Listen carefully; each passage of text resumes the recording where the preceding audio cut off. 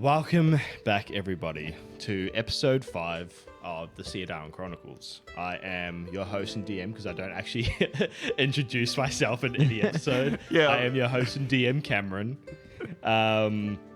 Thank you, Martinez, for the follow.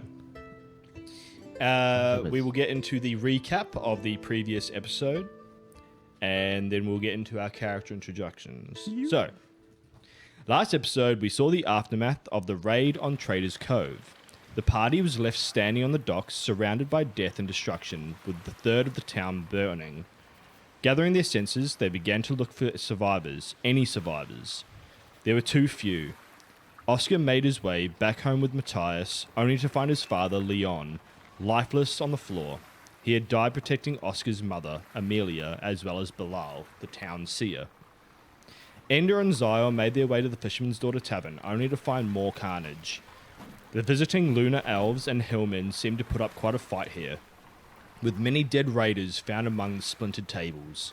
A hillman goblin named John and a lunar elf named Tej were found barely alive amongst the bodies. With some quick thinking on Ender's behalf, they were able to stabilize the injured. Before Ender and Zyle could move the elf and goblin to safety, Zyle got up and ran out of the room, heading to his family's house out of town. Ender continued to search the tavern, finding Harvey Miller in the cellar, as well as Anissa and Zach Fletcher, the owners of the tavern, dead in the kitchen. With Harvey's help, Ender made his way with the injured up to the church of the council. While this was happening, Zyle made his way back to his own house to see if his mother, sister, and brother had made it out of Trader's Cove alive. The house looked the same as he had left earlier that day. However, in the cellar, he was set upon by a familiar figure, Zyle's brother Az. After gathering a few personal supplies, Zyle began to head back into town with his little brother. With the survivors all gathered at the church, bar Zyle and Az, discussions began in regards to the future of Trader's Cove and its people. With the ship last seen heading south and west, the lunar elf, Tej, suggested that the people headed southwest to the Great Forest, known as Restov for Eno, or in common tongue, the Lonely Wildwood. This was the fastest route to track the ships, but could be a dangerous journey, especially for the children, elderly, and injured. The goblin, John, suggested that the people of Trader's Cove head northwest to the Dragon Tooth Ridge and its capital, Forgeholm. This was relatively safe travelling, but it took the people nearly the opposite way of the ships, but would possibly allow them to alert the Siadarin Empire, which had some military installments there. Lastly, Bilal suggested that they all travel north to the Sierran capital of Grenford. This was very safe to travel and would have multiple villages that they could pass along the way. However, the journey would be long and would take them even further away from the ships that had taken their friends and family. Matthias tried to convince everyone to stay in Trader's Cove and rebuild, making it stronger. However, the idea was squashed by Oscar, who pointed out that they could not rebuild with children and old folk. Oscar suggested instead that he would not sit idly by while the captured people of Trader's Cove were sailing away, and he would not endanger the survivors. He wanted to travel, along with Ender, Matthias, and Zyle, with the lunar elf to the Great Forest in order to keep up with the ships, while the survivors headed north to Grenford. Ender and Matthias both agreed, however they all wanted to take care of the dead within Trader's Cove first. Tej the elf agreed and promised to help. That was long. Yeah, I know. I think that recapped everything. That is a pretty good recap. I think you missed one little tidbit. Where'd Zyle end up? Zyle's still on his way back. Something I'm like that. on my way. So After he got mugged by his brother. Right. Literally mugged. literally. Where are we? So Where's your tent? the time currently is around midday, probably just past midday. You're currently all standing in front of the Church of the Council, about to deal with the dead.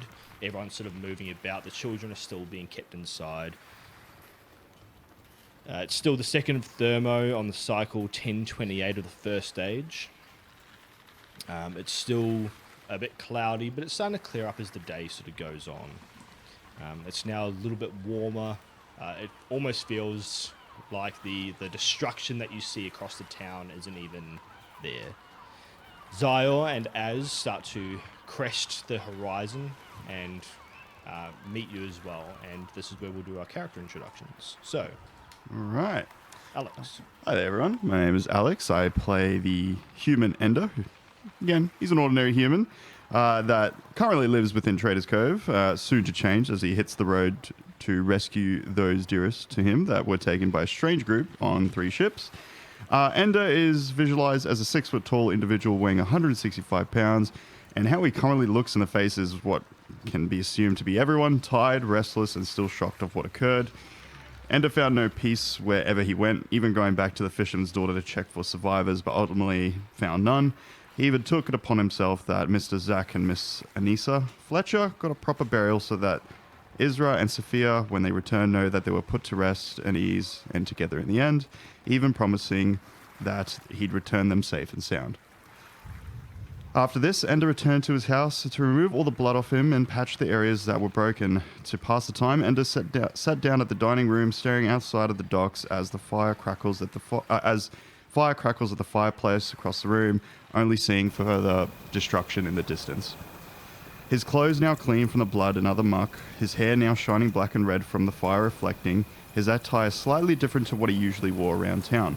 Still wearing his usual long blue sleeve shirt with cuffs to match his blue eyes, his vest now replaced with a leather vest for padded protection that was taken from one of the strange individuals that participated in the raid of the group.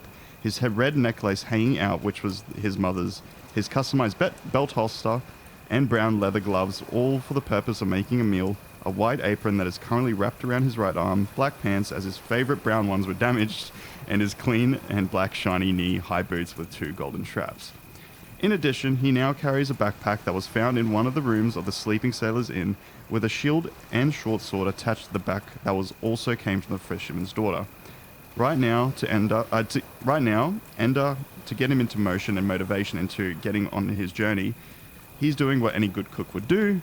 He is currently preparing meals for those in town that have nothing to eat, and especially for his friends and Tej, as the journey will require our full strength. That is all I have to say. Moving on to... That's sort of what Ender's going to be doing. Doing in a sense, exactly. So that's just his kind of thought process. Man, be for it. How am I supposed to follow? Told you I prepped. Hello, I'm Jack. I'm going to keep it short and sweet because I didn't write a 2,000-word essay on it. So I play the Leonin Zyal. He's a 6'9", 240-pound hunk of a man. He's a bit battered and bruised emotionally more than physically, be for real. Right at the moment, he's just coming to terms with losing grasp on his mother and now dad and sister, but he's holding on, like keeping a facade for his little brother, at least for now. I assume he's gonna clean his clothes between the time. So he's got his clothes cleaned up. He's no longer wearing no shirt. He's being respectful and he's wearing a shirt this time, but got all of his normal gear, ready to carry the burden of taking care of the dead enemy. But he just low-key wants to get out of here as soon as he can. Find his sister, find his mother, and then return to the way it was. And he's not looking forward to the journey, but he knows it's a step that he has to take, and he's ready and willing. He wish a brother would. And Mitchum. Hi, I'm Mitchum and I play Oscar Weaving, the human bard. Oscar, to paint, I guess, a description of what he looks like right now, his pale cherry red hair has flecks of a darker stain of red, probably blood. It is currently just falling loose. His hair tie is... I don't know where it is, to be honest. It fell out somewhere. His hazel blue eyes are very much tear-stained at the moment. He is currently wearing a white tunic where both sleeves have been torn off to make a makeshift bandage covering the wound on his leg. Oh, it was like near his quad or hamstring. Yeah, it was sort of on the outside. Nothing too serious. Yeah, that's what's currently doing a makeshift bandage on top of what Matthias had helped out with earlier, as the blood had seeped through a little bit through the movement. He is with the boys at the moment, but he will be laying his father to rest later this evening, where the plan is to put him on a little skiff and put it on fire and then push it out into the cove, as what was the family tradition, or is the family tradition. There's still a family, it's still intact. We're not dead yet. But yeah, pretty solemn mood at the moment, but he is trying to redirect his attention and energy to finding those who were taken. And last but not least, maybe Luke. Yeah. Maybe. Daniel. I'm just here for the fun of it. Hi, I'm Daniel. I play Matthias Turulius Septimus Yassir Al-Jabbar. I had to write it down this week because I was getting tongue-tied during the week trying to say my own name. Disappointing. Matthias is just your standard frazzled young kid tinkerer, which I really found out is a feral tiefling I designed him as. So maybe later we'll see the feral come out in him. Matthias is naturally unkempt, so this whole frazzled and stressed environment hasn't changed his look, bar the spatter of blood from Nazim in the initial encounter. We just got a whole haul of click-clack dice. Matthias is currently, or will be, running around helping people. We'll do some minor repairs, major repairs even. But his main priority now is to focus on building that peg leg for Tej. You remembered, yes. Of course I remembered. It's my one hyper focus. That is all for now. So for the sake of brevity, we will sort of just sort of look after the dead in this sort of quick installment. I would probably say the more you go around, you probably see probably another couple of survivors that you're able to sort of save as well. No one of great note. Question: Yes. Is my ex-girlfriend still in town? Oh my god. Please let. Sure, we'll say she's still there. Shit.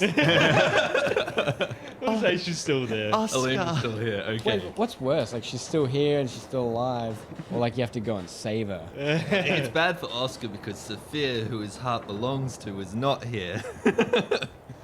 Yeah, let's say she's there again, but no one really of note is found within the rubble. Wait, is the boyfriend she ran off with Oh. still here?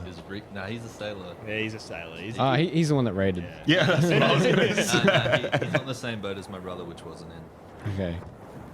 So we'll say, for the sake of brevity, you deal with the dead however you wish to deal with. Again, there's sort of three main ways that the dead is dealt with in sort of Siadarin culture. You can either burn them, you can bury them, you can lead them to the sea, or actually, fourth way, you can lead them in the forest where they can sort of be like recycled back into nature. Tej looks after his brother and sister, the other elves, by sort of just kind of taking them out to sea and sort of releasing them. The goblin John looks after his Hillman brother. Stop laughing every time. All I see is just It's you just like shaking the your word head. John for Well, a I've been goblin. playing campaigns Jonathan. where Would you prefer all these, Jonathan? Even It just still, seems too professional for a goblin. Jonathan. I vote Hey, we call he's a him. businessman with business needs. I vote we call him Gob John Gob John. Gob John. or Johnlin. John. John Lennon. Anyway, the Hillman prefers to burn his brethren, and then other families sort of look after their own. The children are kept away from most of this. How would you deal with most of the bandits? Burning. Probably burning. So the old school, like, put them in a pile, burn them with their I'm not going to put their flag on there, but Yeah. that sort of premise. Still being respectful. throw them in the of- buildings they burnt down, I reckon. Well, you are not doing it. So we'll say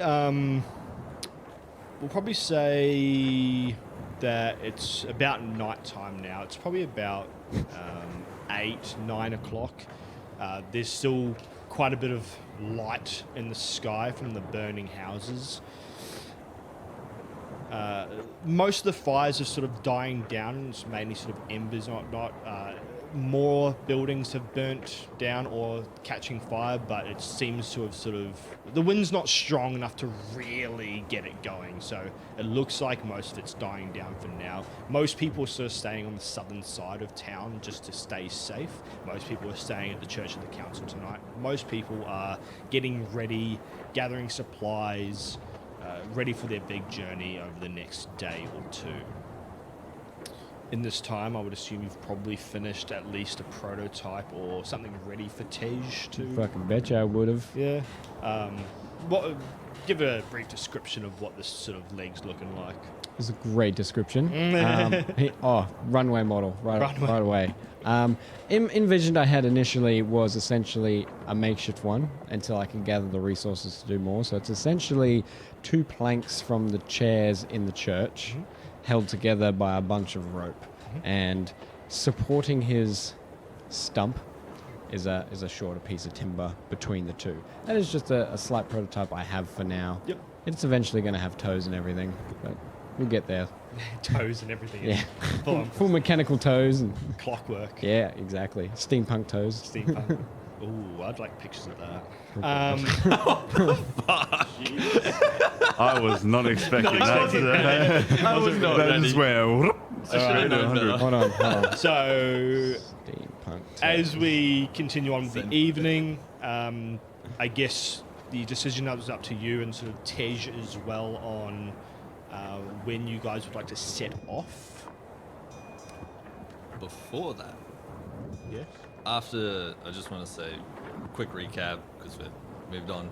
After Dad was laid to rest on fire on a boat out to the cove, Oscar, at some stage between then and now, was definitely seeking out the bandit corpses and taking every single weapon, Okay. and then bringing that back to the church. All right. So I don't have exact numbers for you, but you'd have a very wide array of sabers, scimitars, a few long swords that were sort of mainly held by the pale-faced elf-type creatures among them. You can probably find a handful of shields, nothing of really great make, sturdy, usable. You'd find, quite a bit of jewelry, daggers, knives, all that sort of stuff. Unless there's anything you're particularly looking for, which we can maybe make it work. But other than that, we can just... Yeah, it was more just to collect as much as Yeah. possible and then sift through it later to see if there was anything you wanted to use for the journey. Right, yeah. The children. The children. Give the children daggers. The children yearn for the mind. They yearn for blood. Yeah, so... So I was trying not to sneeze before, that's what that was. Yeah. That's why I was doing these ones. Would anyone else like to do anything before the sort of night ends? I guess similar to how he was looking for weapons, would it be possible, like again, as I go through the dead bodies of the raiders, would I be able to find 2 daggers, a short sword, and a short sword? Oh, more than me. Oh, okay, yeah. So I'm just confirming that because again, I'm trying to get the equipment to match what I believe he should be having on In that. terms of like armor, Armor, I'm only going for leather, like I said. Yeah. So just the padded one. Yeah, I didn't even think of that. so there's so among the bodies, I mean, most of it is sort of leather or padded armor. Again, seafaring folk don't generally like to wear heavy armor. Yeah, heavy, because no. They You think. fall into the ocean. So you'd find like leather armor that's like got a little bit of chainmail attached to it, but like not actual chainmail armor. It's mainly leather or sort of just padded. Yeah. Yeah, the one that I'm kind of like describing when I first did my character description, it is like fairly damaged, obviously, a bit worn, but like still usable, still gonna give me protection during that time. But yeah, that's pretty much it. Once I do that, yeah, I'm just chilling at my place. Does Tej wear armor? Like, is the moon garb considered armor or is it dress material? No, it's not armor. I mean, they definitely didn't come here looking for a fight. as most travelers do, they had weapons of their own. But yeah, it's the garb that they usually wear is sort of just your standard cloth. With that in mind, Oscar will not be wearing any raider armor. That is disgusting. It obviously didn't serve them well. Also true. And a lot of it would be damaged, hence why they are dead. But yeah, other than that, anyone else like to do anything? Catch some Z's, mate. Would this Get that long rest. would it be possible to do a short rest during the midday? Like after I've done that, can I do a short? Yeah, any of that would have been resting as well. Oh, okay. So no, just because of my chef fate, Oh, wish to just like get that done, and yeah. So you say we all had a short rest? Yeah, you would have, but we're going. It doesn't. We're going into a long Yeah, rest yeah, now. yeah, anyway, yeah. so. Well, did we want to leave at night? No. Okay, all right. No. Just me. Fair. I mean, put it forward. I'm not going to say no. Just as long as I have my backpack. Oscar wants sleep in a bed, if possible. Yeah, my house is still intact. I still have my bed. So as we will head to nighttime, where would we all like to sleep? Oh, can I stay at one of your houses? I mean, you can stay at mine. Like, just take my parents' bed because it's bigger. Because you're a big boy. It's a double-sized bed. Mine's a single. I never got a choice. Even in like a king bed, I think Zaya would still have his feet hanging off the He'll still be comfortable. Like, it's better than the ground. But he's a cat. They don't sprawl out like that. That is also That is actually a good point. How do you? fetal position? Can we ask? How do you There's no sleep? way I'm curled up in a fetal position. I mean, like, can you imagine that? Like, the biggest guy in the group just curled up. Nuzzles a pillow. Just does Walks in, he's got the leg over their head. What? I'm cleaning I'm up. having a shower. Get the fuck out.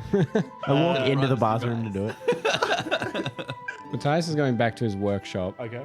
And I think for the sake of my character, he's still going to be working on shit, not sleeping. At the risk of not taking a long rest. And how about you, Oscar? Oh, I'm in my bed, catching some Z's. It's been a long day. My foot is sore. I need sleep. Would you all like to roll initiative, please? What the fuck? I got a 7. Wait, initiative. I It's think not for what you think. It's just Okay. we're about to get some nightmares. I got 17. I got 4. Actually, no. Instead of us throwing I got it, a you asked. dirty 20. Ugh. I'll never Well, lie. I may. I swear. Wait, that's me. What I get 17.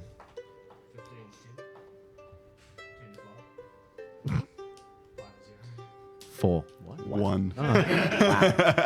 Yeah. Let's go! It's only this side that rolls so shit at the start. Oh, wow. there is a division between the two parties here. Yeah, Right. for non-combat elements, Yeah. bad. For combat elements, bad. Except him. Just good at all times. So how this is going to work is these are dream sequences. I knew Oh Going into no! So I'm having We're having a nightmare. during these dream sequences, I'll ask you to roll your dice 3 times. These are not modified by anything, but they will determine the outcome of these dreams. Okay. How long did this take you? Yeah, okay. Too long. I may have had to ask Adam for help. Thank you, Adam, for making me go through the trauma again. Well, maybe I'm not going to thank him soon. We'll see. So we'll roll your first dice. 4. Hey, just like Jack. Welcome to the club. Wait, so is it the closer to 20? Is it good? We don't know. Like- Oh no. it goes good, then goes bad. Who knows? I might just be making it all up.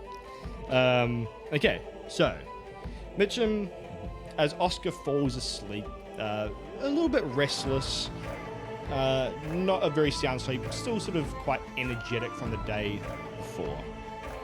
The dream begins as Oscar is running along a beach, panting and feeling as if he is running out of time. The faster he goes, the more his legs sink into the sand. He can feel hot breath on his neck as he struggles harder and harder. He finally spins around and plunges a sword that now appears into his hand into his would-be assailant.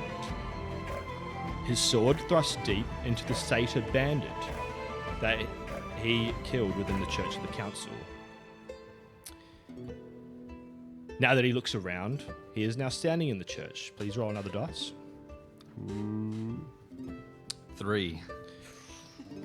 It's like being stalked. It's like, what? I have jinxed myself. As you stand there with the sword within the satyr, blood now rushes over your hands, staining them permanently red. Looking up from your hands, you are now kneeling on the grass next to the church, in front of 3 tombstones, with the names of Ender, Zior, and Matthias. You hear a voice coming from your head. It almost sounds like your father's. If you wish to support those around you, you must be the tree in which they lean upon. Why'd you laugh? Didn't expect tree. You are now in your family home, kneeling next to your father. Can you roll another dice, please? 4 again. That wasn't a roll. It like All right. Well, if you want me to re-roll it, I feel like give him the re-roll. Come on. it's cocked. Hurry up and make a decision. 16. Because Like, like he just you know threw it how and it just often- went flat. And I was just like, I can't accept that as a roll. There is like chords and stuff that are stopping the.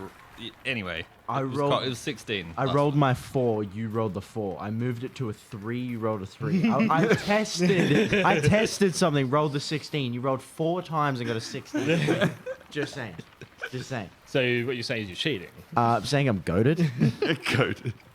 So now that you're in your family home, you are kneeling before your father. He is alive, still injured, just like the scene that you saw originally. However, not as messy as you believe you remember it as.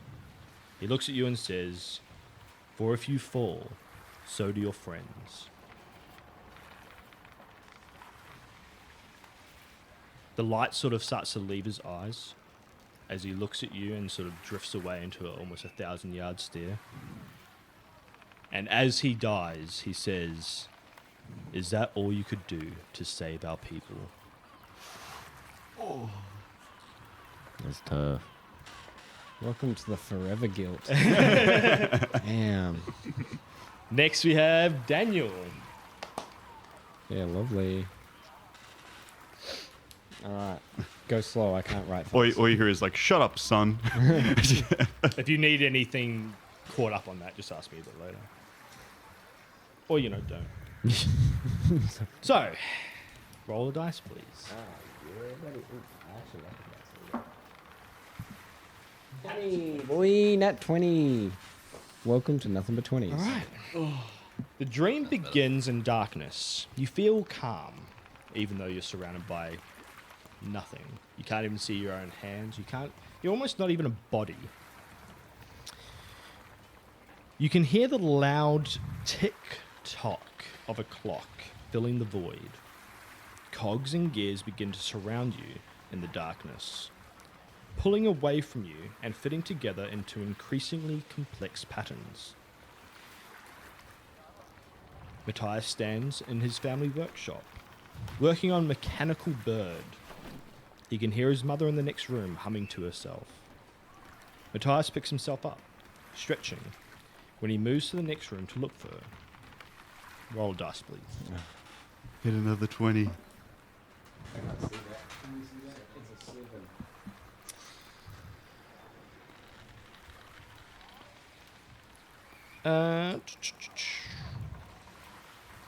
As you walk into the next room, into the workshop living room, the humming now comes from another room. You can't see your mother at all. This makes you feel a bit nervous. You then move to your next room, and again the humming feels further away as you keep moving from room to room, which still feels welcoming and familiar. You know that your workshop isn't this big, but it still feels like home. The further you travel, the more smoke begins to fill each room. So much so that as you keep on moving from room to room, hearing the humming increasingly further away, you begin to duck under burning logs and pass by burning tables. Still, you can hear the humming of your mother next door. You begin to pant, becoming frantic, moving faster and faster, until you open a door and step into a large stone hall. Turning around, the door is gone. Roll a dice, please. 18. Some good rolls. Your steps echo in this large place, with massive stone columns reaching to the ceiling that you cannot see. At the end of the hall is a middle-aged tiefling sitting on a throne of cogs, wearing a crown made of a similar material. Although you think it's a tiefling, as you approach closer and closer, you realize that this man, too, is made of cogs and wheels, and begins to animate as you walk closer. Gears begin whirring as the eyes set on Matthias. Bright rubies, lit like flames, sit where the eyes should be. Were you brave, child? Were you brave when the enemy was at your door? The birds crows thrice upon the flaming tree. Soul touched terror and made light. Find the stone child among the pale dead. Find the light. The crow flies. End of dream. A good ending. That's some cool shit. Yeah, no. I'm seeing a pattern. I don't know. There's something about a tree. Find the stone child. The crow flies. It's like, hang on. It'll make sense one day. If yours has a tree in it, you know. Yeah, it'd be like 40 Next, seconds. we have Jack. Oh god, here we go. That's some. Initial roll was a 4. Can't get any worse from that. Don't be saying shit like Where's your phone? that. Oh, sorry. There it is. So, roll a dice, please. 12. Oh, I thought it was 20. The dream begins with Zyos standing over top a purple cloaked figure on the ground. Looking around, he sees Trader's Cove on fire. Bending down, Zyos puts a sword to the figure's throat and slices it open. Bright red blood spills onto the ground and spilling onto your feet. As you turn the body onto its back, you look down to see your father, choking and gasping for air. Reaching out to help, Zyos' hands pass through the ash as his father's body crumbles. Looking up, you are now in a field of waist-high grass, a familiar hunting ground. Roll a dice, please. 5.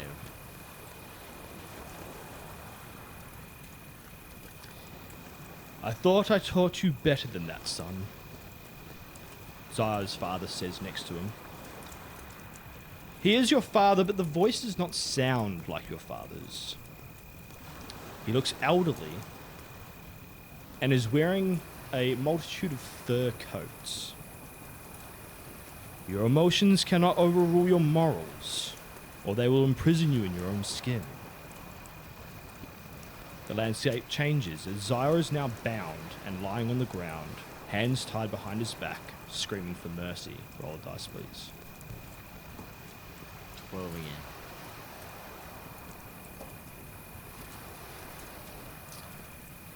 As I said, hands are tied behind your back, screaming for mercy. A different voice comes from behind you, a figure just out of sight. You cannot beg for the mercy you did not give. As a cold blade is pressed to your neck and slowly slid across your skin, blood spills out as you begin to choke in the mud and dirt. As you're rolled over, your sight blurs, and you can see a man with red hair standing over you, maliciously grinning with a smile that does not reach your eyes. The last words that come out of the man's mouth as your vision begins to fade. You can choose a better way.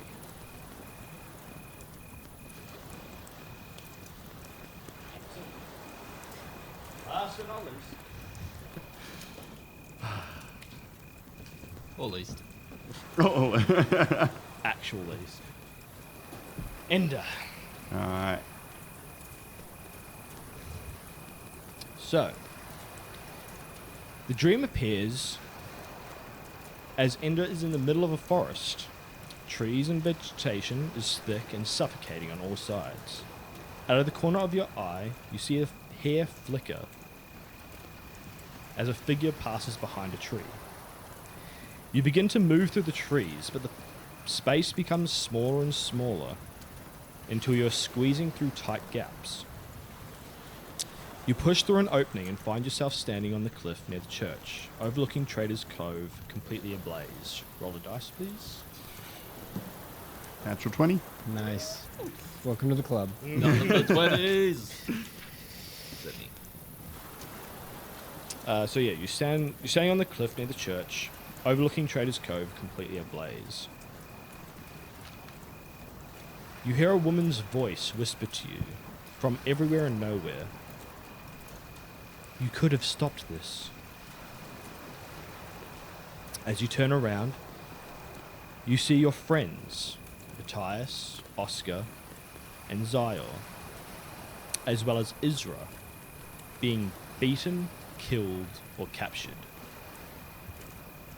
Feeling a heat in your chest, Ender closes his eyes, only to open them again in another room. Ender is now in his family home, next to his mother's bed, holding her hand as she pants and sweats from her illness. Roll another dice, please. 17. You could have saved her, a woman whispers to you again. Ender closes his eyes and opens them again. Once again in a different place. You're now in the creaking hull of a ship, looking upon Isra, who is chained up and blindfolded. Isra speaks, but it is not her voice that comes from the mouth. You can still save me. Darkness engulfs Ender. Do you want the power to save her? Yes. I was like, is that a question? What would you give to save her? Anything. What would you do to save her? Like I said, anything. Roll your last dice. That is an 11. It's not it. It's not good enough, I know. I tried. I will show you the strength that you possess.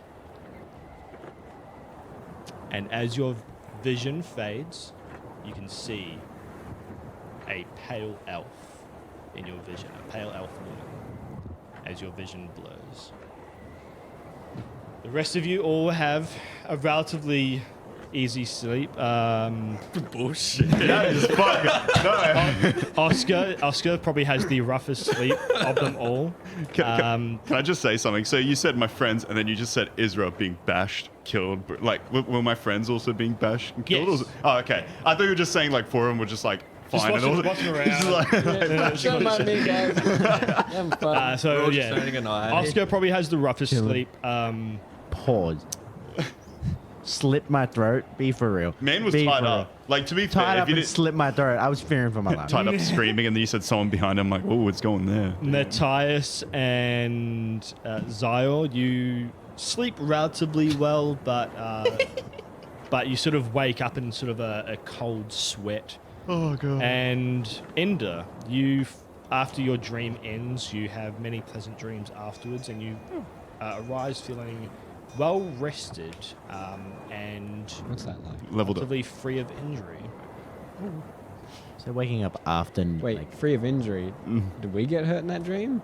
No. Sort of just like, like all the Emotional all the bumps and the damage. scrapes and the bruises Oh. of the day before. It's like, how hard did I dream? Zior wakes up with a slit throat. Tied up. What the fuck? And what are you doing? yeah, I'm in your house. So, as you arise the next day, which is Day The 3. third of Thermo. the 3rd of Thermo,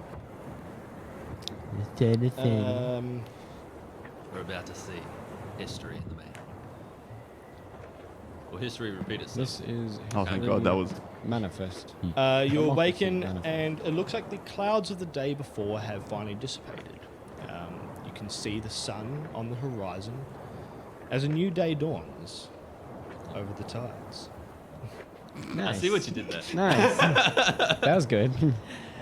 I respect. Yeah, so I guess the day is now yours to seize. Most people would probably be at the church where food may be getting cooked. Unfortunately, you don't have the classic fisherman's daughter anymore to go to.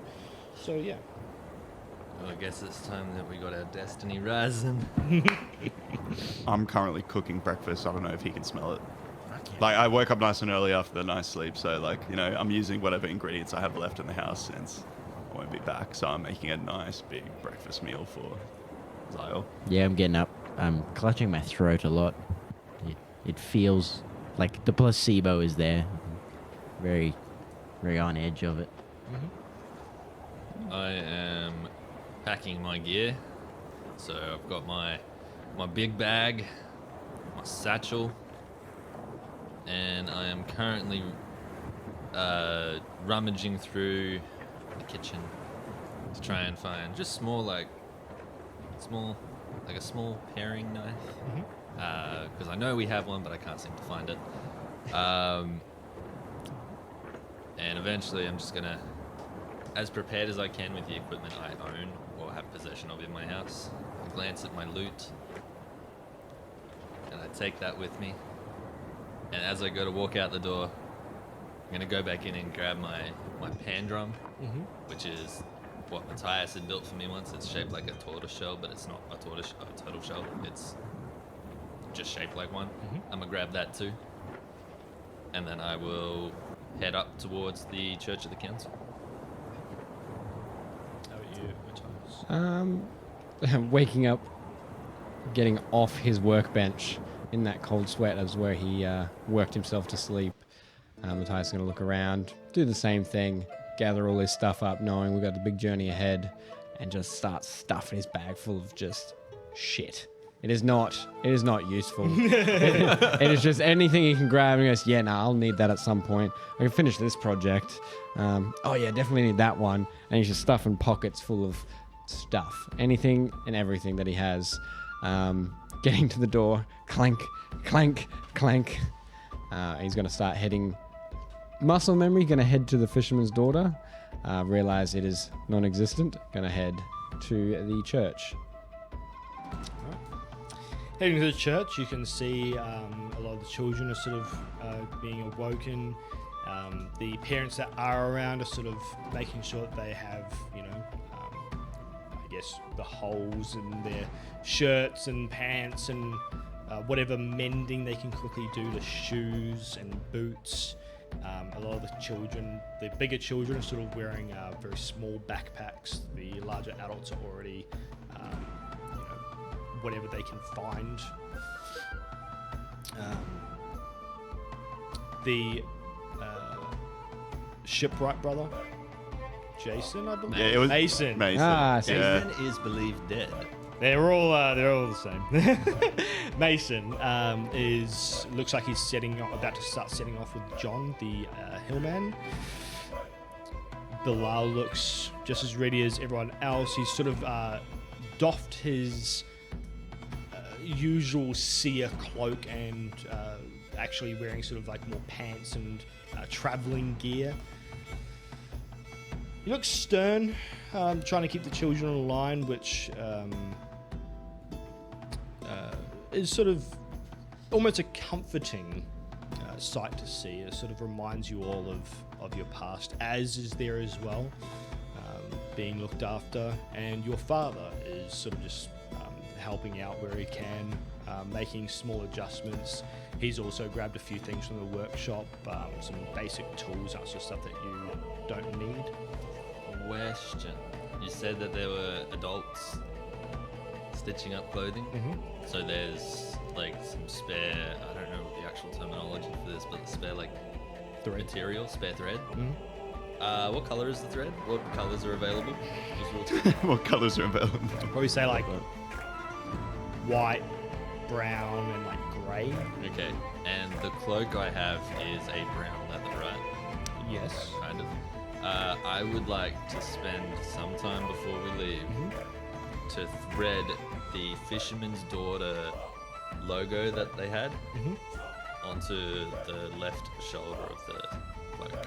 Nice. Roll a. Is there a crafting check we can do? I would say sleight of hand or something like that because Yeah. it's more hand work. Yeah, roll sleight of hand. Sleight of hand, let's. Oh, I need to. Being an amateur DM, I would I'm have just said thinking survival. like that's a pretty neat thing.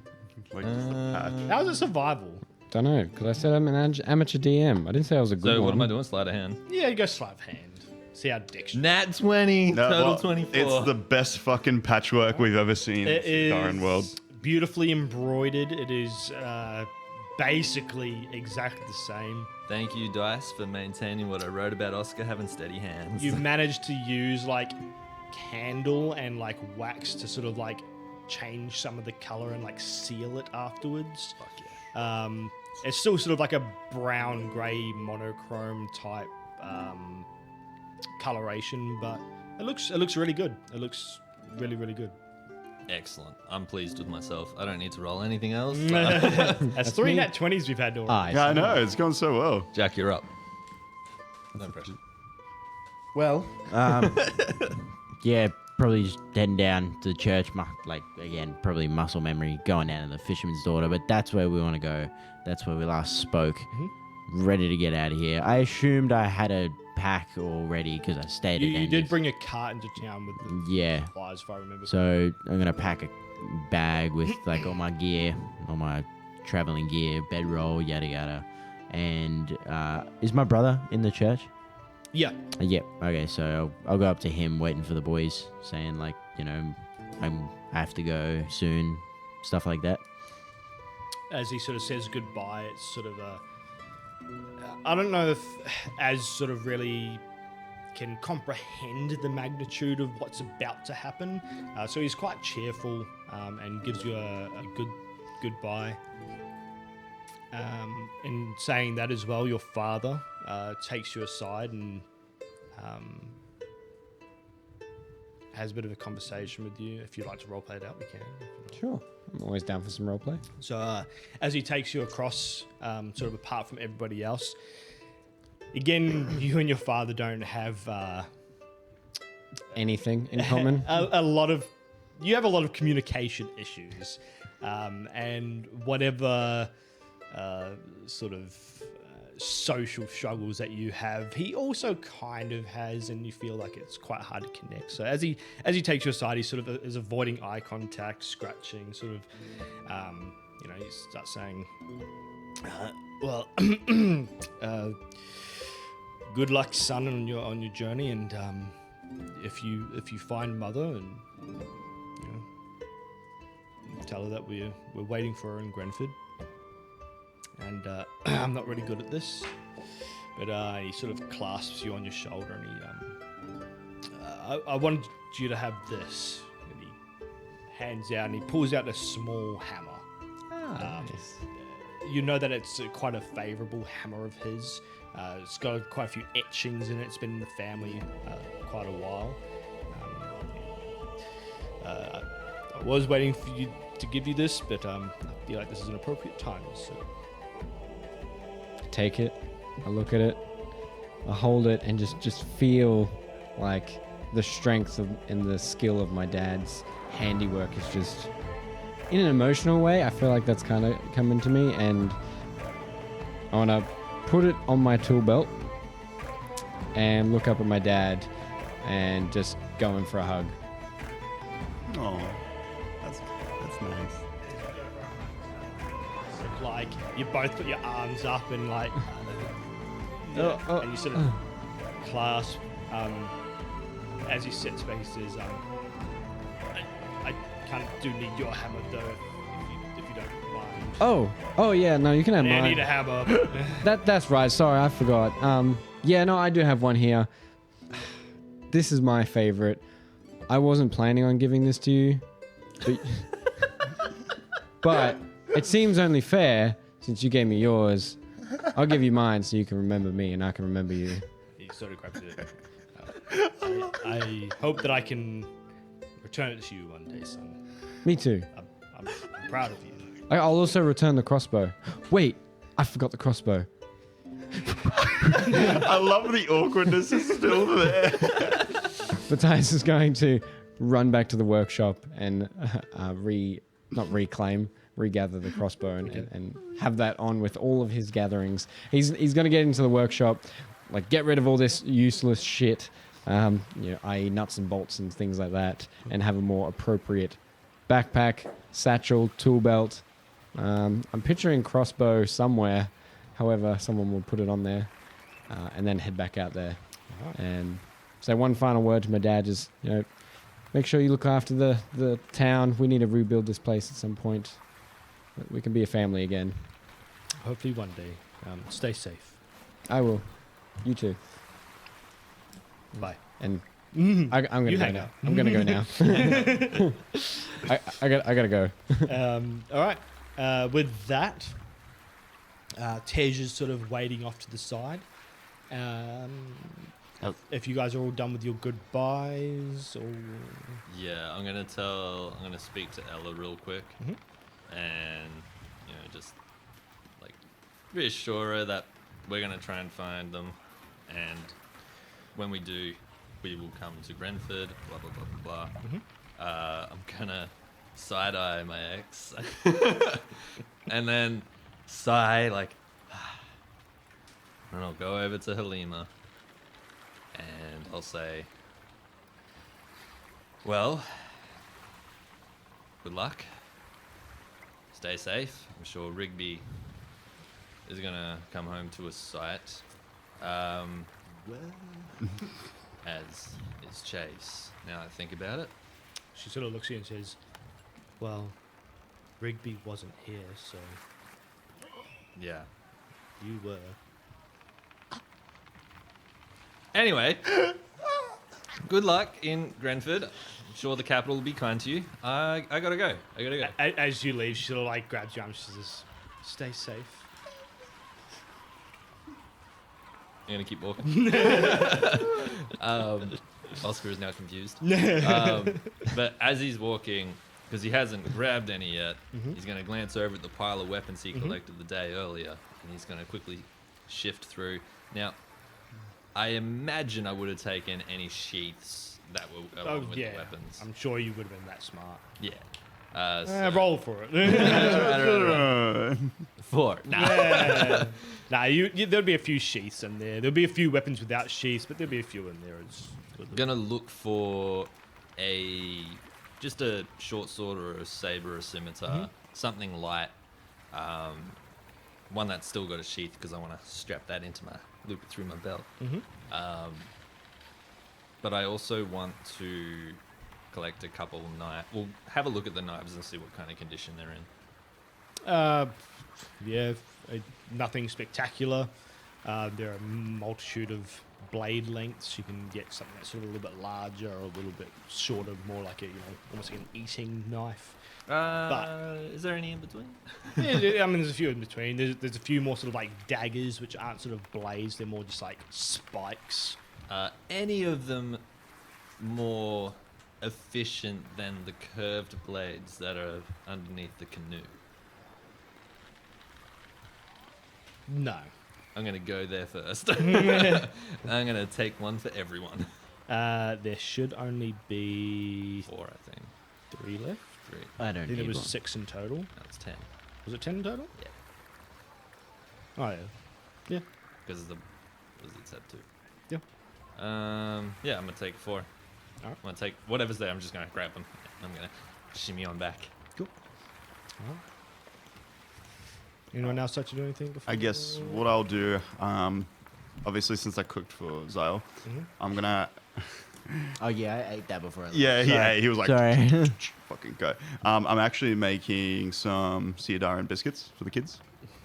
Yep. So I'm making quite a batch, and what I'm doing as well, I'm actually with my family chest that was in the room when I was looking for, like, obviously weapons or anything at the time. Just going to grab all the clothes, anything that could be used for the church, for the patching of like clothes or whatever. And then I'm just going to put the biscuits in there and take it to the church. Get to the church, give the chest to the ladies that are obviously patching it up. And then I'll grab the biscuits and just kind of give it to the kids just to, have something to eat. A little bit sweeter. Cool. And yeah, apart from that, I'll go join the rest of the group and meet up with Tej. All right. And with that, we will go for our break. Ooh, nice. All right, so we will be back in about 5 to 10 minutes. We're just going to have a quick toilet break, get a few drinks, maybe make that cup of tea finally. It has been made. Yeah, we'll be back in about 5 to 10 minutes. We'll leave this scene on, but we'll just mute ourselves. Gotcha. Beautiful. Gotcha. So All of you add.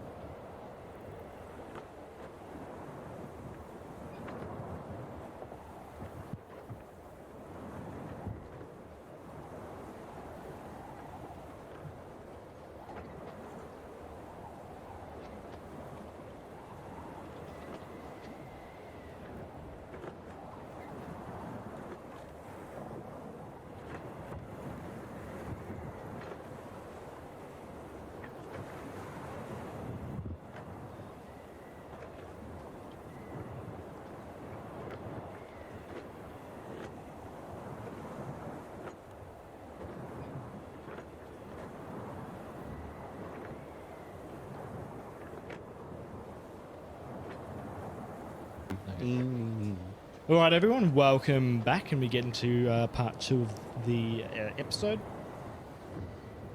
So,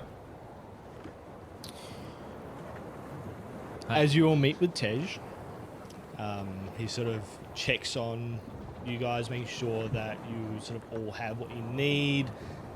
You notice that Tej actually doesn't have much on him. He's sort of got like a satchel, and other than that, he looks kind of like what he did. The holes in his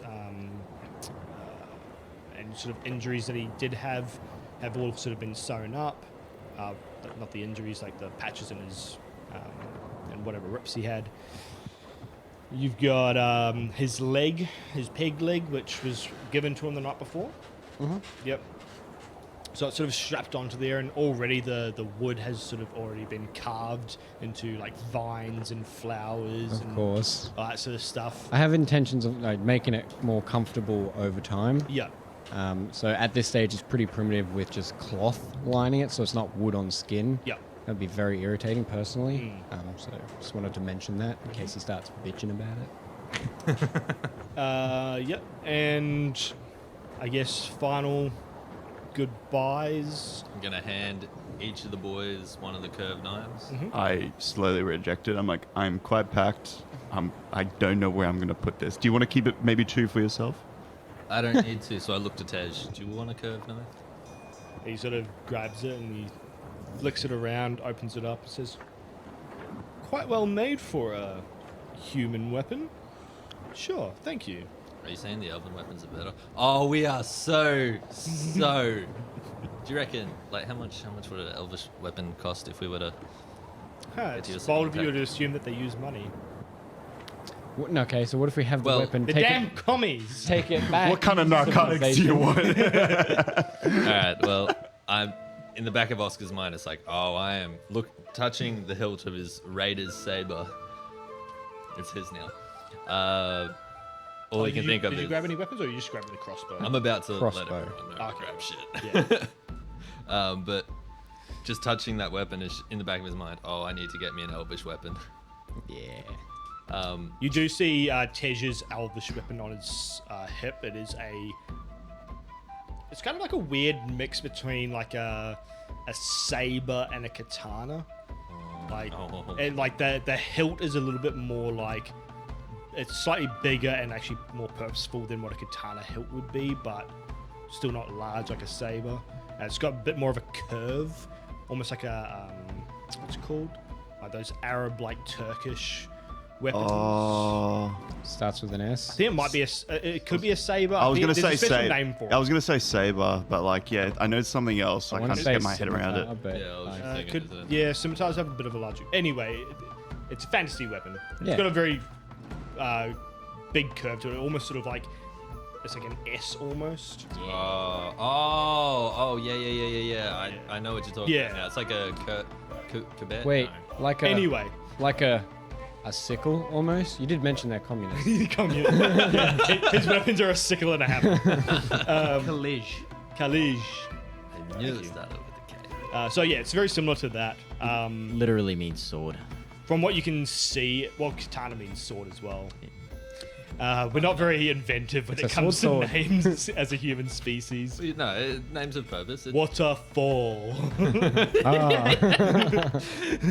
Well, yeah. On the note of waterfalls, Oscar is going to turn to everyone and be like, "So, thank you for agreeing to this. You should probably grab as much gear as you'll need because this is probably going to be a fight." Did any of the soldiers have a shield?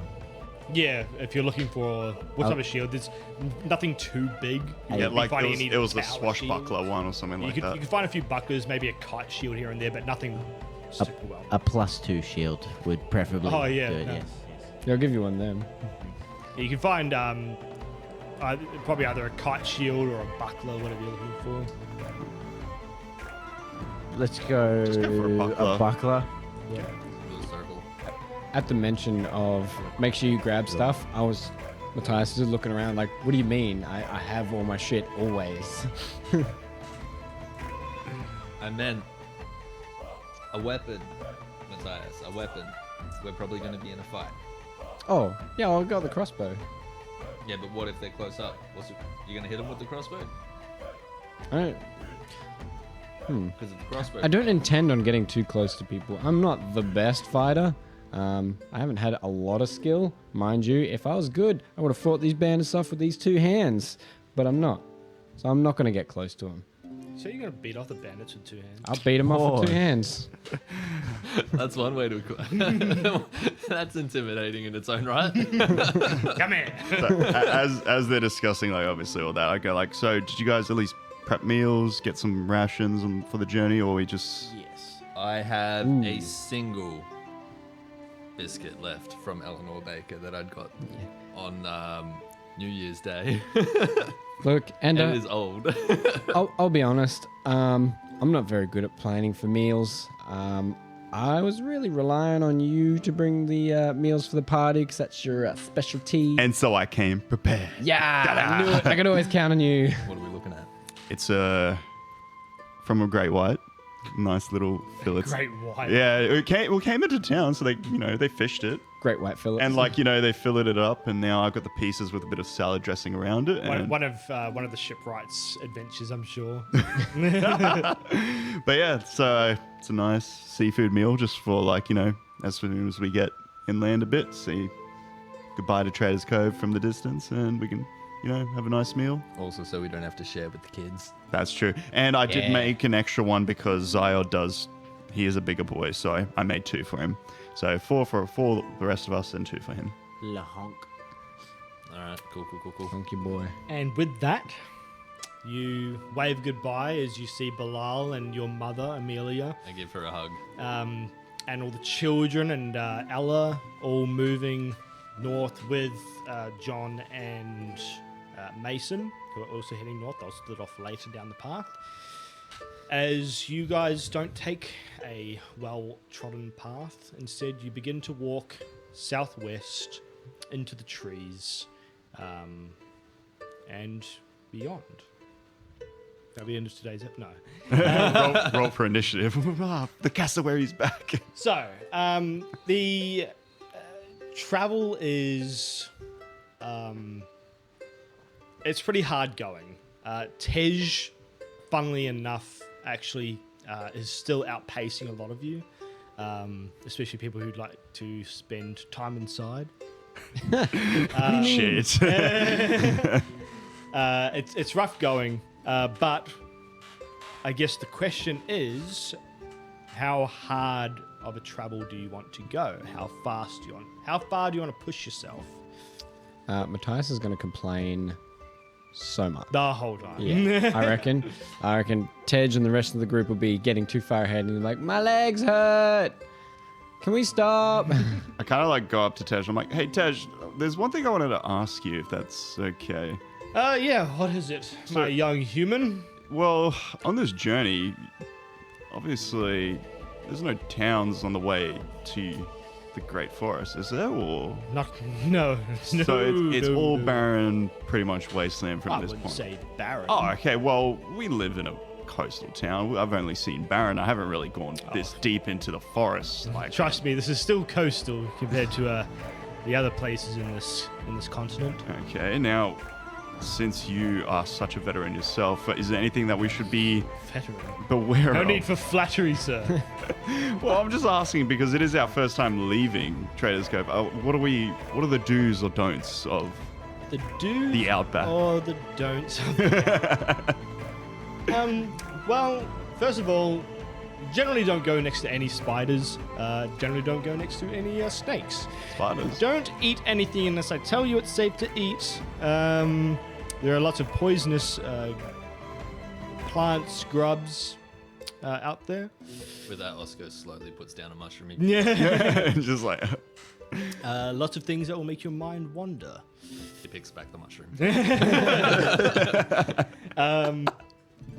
In saying that, it's relatively safe travel in this part of the forest. You get to see the odd creature here and there.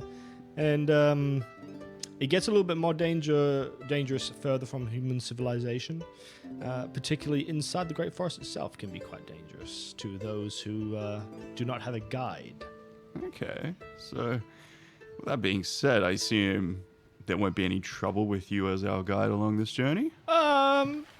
He sort of looks up. No, I don't believe so. Okay, and you just know where you're going? Do you have a map of any sort? All up here, my friend. All All up up here. So, Been around for a while. I've checked these paths often enough, every few years or so. okay, no, that's quite fine. No, that's all good. That's all what I wanted to ask. I'm just really anxious. First time leaving home. It's just really,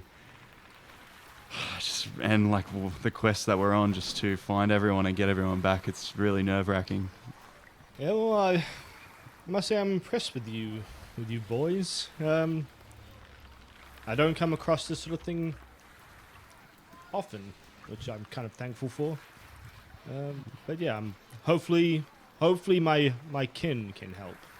I hope so too, because yeah, we're really in need of help at this stage. But not all the elves are as fond of others as I, or in fact any of the lunar elves for that matter. Oh, so they don't like other civilizations, or just humans in They're particular? racist commies. Yeah, racist. The lunar elves have always been a little bit more forgiving of other races. The other elves don't see like we do.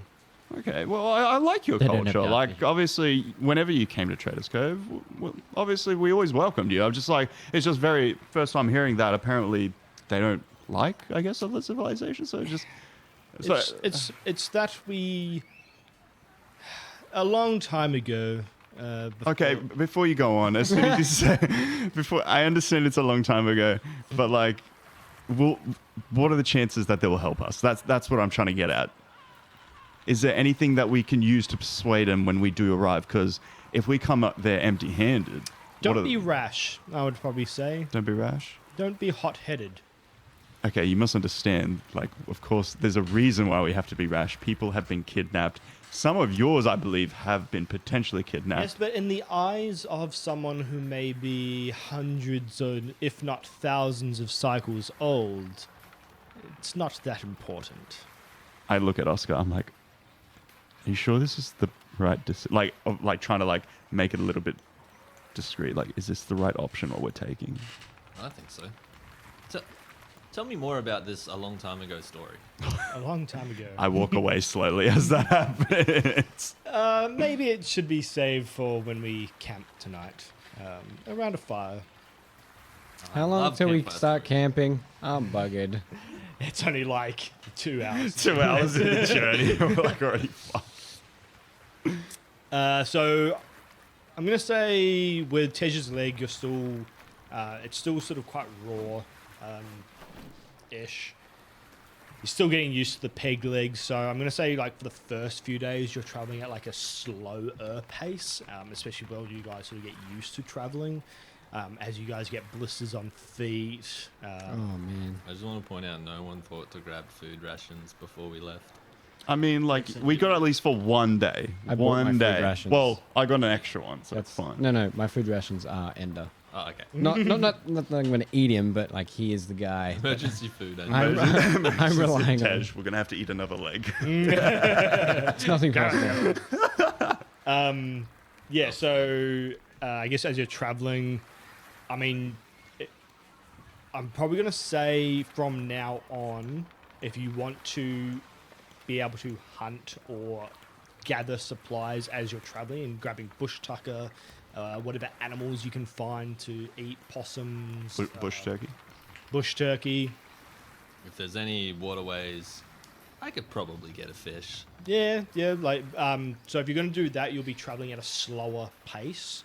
If you'd like to amp it up, you can travel at faster paces, which means that obviously you will be Burn prone more to energy. exhaustion. Yeah. What are the choices of just like actually rushing and then camping and then we all split up and look for like food Yeah, in you the could do that if you wanted to like spend a day in an area. So if I believe, Actually, what I'll do, I'll look at Oscar and then I'll also look at Zyre and I go, hey guys, what are the chances we could, kill something along the way? Very high. Like, again, we got the food for a day. We'll eat that, but obviously it would be great to have something as we travel, just, so we avoid the exhaustion the next day. Yeah, we will need food. I can grab some, I mean, we all have our jobs, I suppose.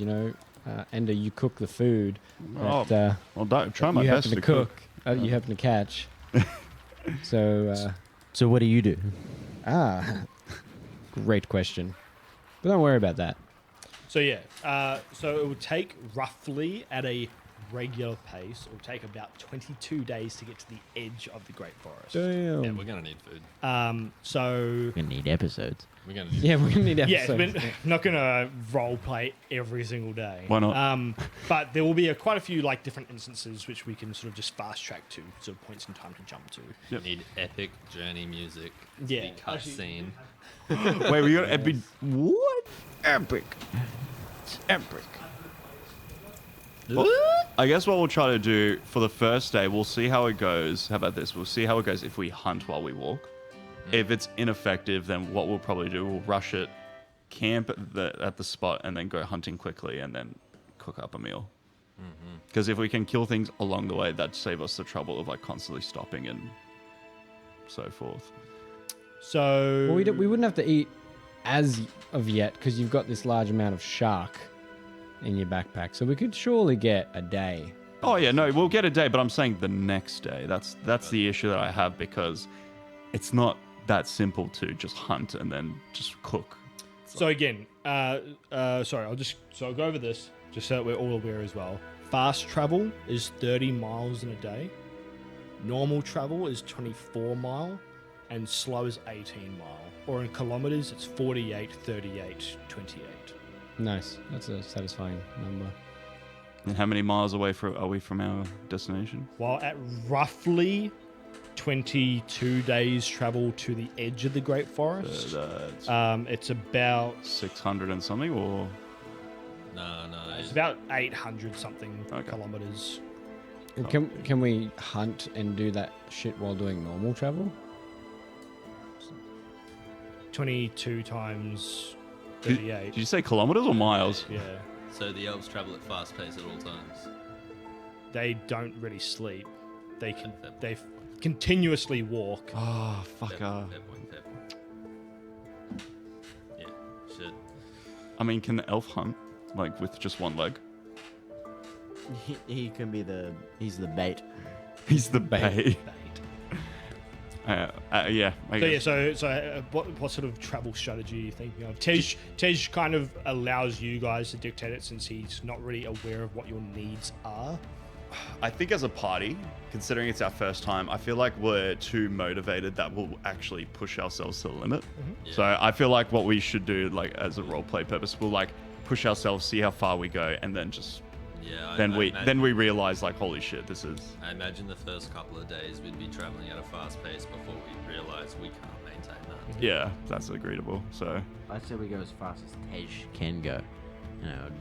Which is faster than us. Teja's moving a little bit slower than he normally would. Yeah. He also needs a little bit more rest, so he will be traveling at your pace. He does usually go at a lot fast pace. He'd be there by now. Well, at the fastest that the Lunar Elves could probably travel from Trader's Cove to the edge of the Great Forest, you're probably looking at 10 days, okay. Oh, okay. That's crazy. because they kind of just continuously walk, play music, maybe eat some things that make their mind wander. Weather-wise, how hot is it getting, or how hot is it? So as you travel further inland away from the coast, you don't have that nice fresh breeze sort of taking care of you. It gets a little bit warmer, but still in this sort of area, it's much the same. Yeah. Most of the travel is pretty easy going. You do go past some sort of more open areas. You go through some sort of more clumped up areas that slow you down, but on average you're traveling at whatever pace you want to travel at. Yep.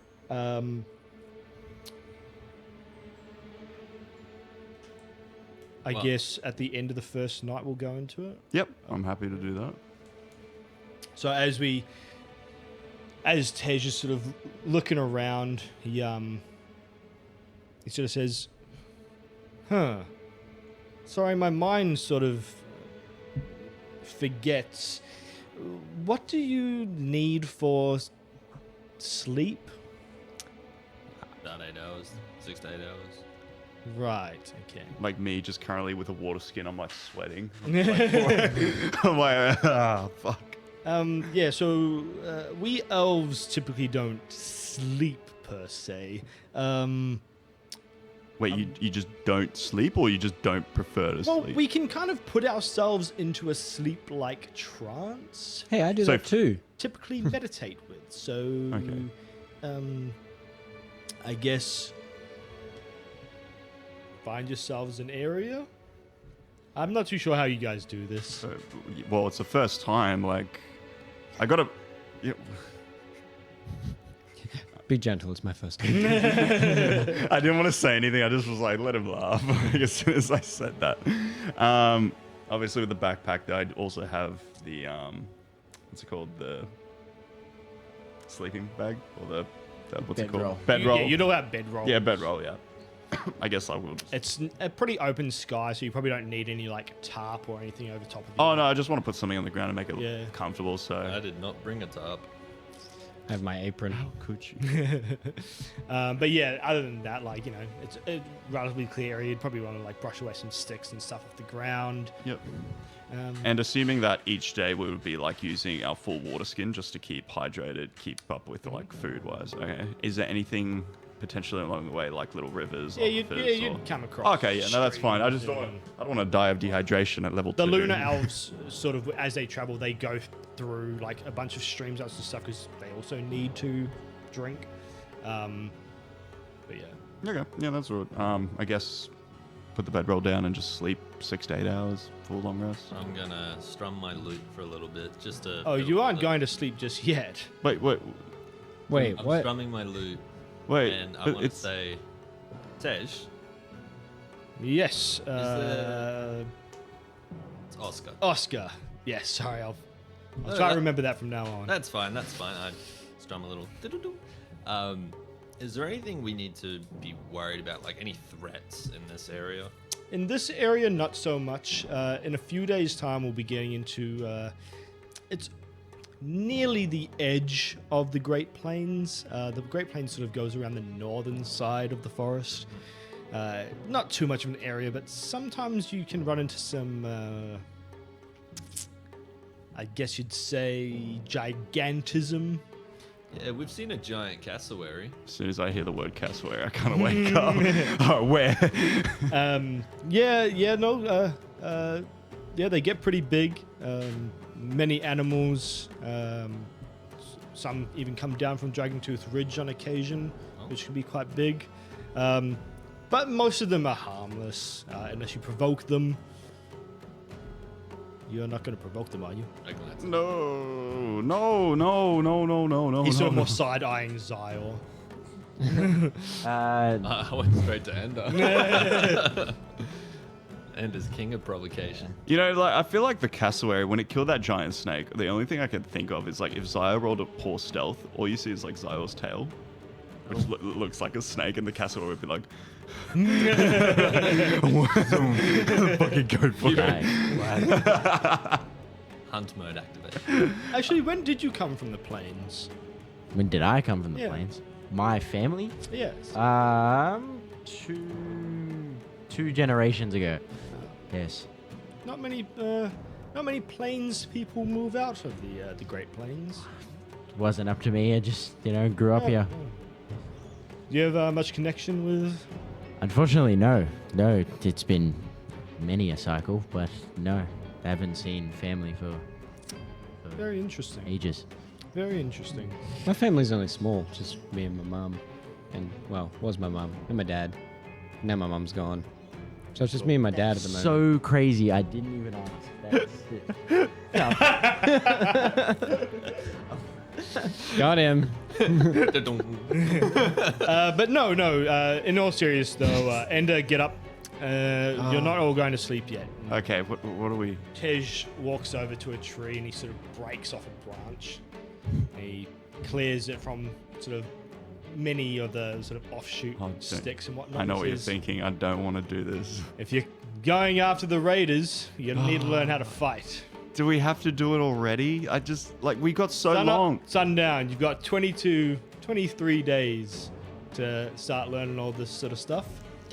Okay, before we begin, how many raiders did you take down? Just curious. I'm like, how many did you take down in that tavern? Because I saw a mess in there, and I feel like no way they could have all been yours. No, they're not all mine. I took down a few. How much is a few? 3 or 4. It's more than you. 2. Yeah, no, you're right. No, I did take down 2. Do I get a stick or like just like what? Do you want me to just fend myself with this shield? Do you want me to use a real weapon? I don't know how experienced you are. Sure, use a real weapon. I don't feel like it. What if I hurt you? Okay. You laugh and I'm just like okay, and I pull out the short sword and a shield. But like I'm more the shield in front and like the short sword really back because I'm not really wanting to fight you. Okay. I guess we have you first. What? Okay. All right, I put the loot away. I grab my loot's away. My hand-pan drum comes out, and I'm gonna do the. I'm like, this is not helpful. What? He stands in quite a weird stance, and again, it's not like you guys know much about fighting, but he sort of stands in a very sort of like side-on, almost like a fencer, like very low, sort of like holding the stick out in front.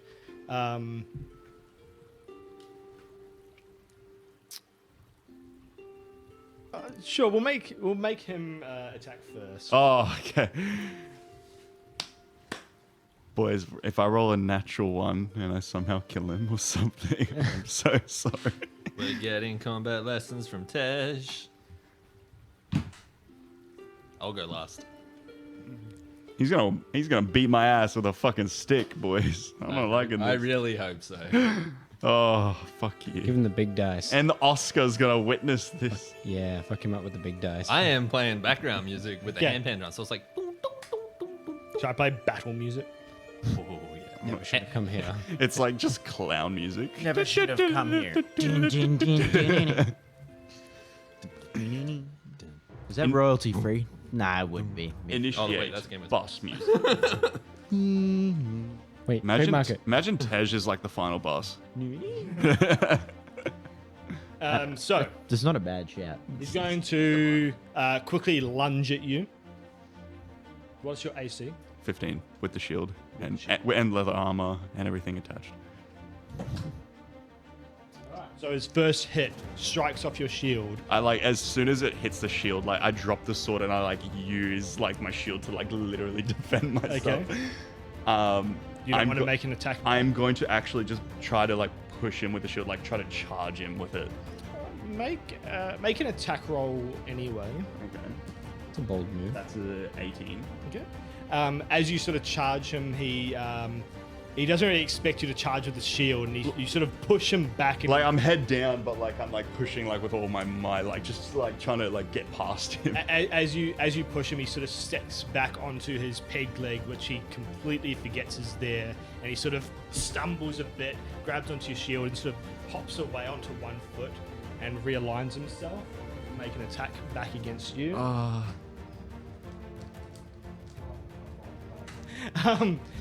He sort of goes to strike at your feet, and you manage to move the shield just in time to sort of bounce the stick out of the way. What would you like to do? I would like to try. Oh no, then it wouldn't really be combat. I was thinking of grabbing the stick and then just I don't know, hitting him with the shield. I guess I'll just like regain my composure, and I'm going to. How close? Like he's literally in front of me. Yeah. I'm just gonna go and punch him. You gonna punch him? Just Oh, like, yeah, just go. That is a 9. as you go to punch him, your fist sort of swings right past his head as he quickly dodges out of the way.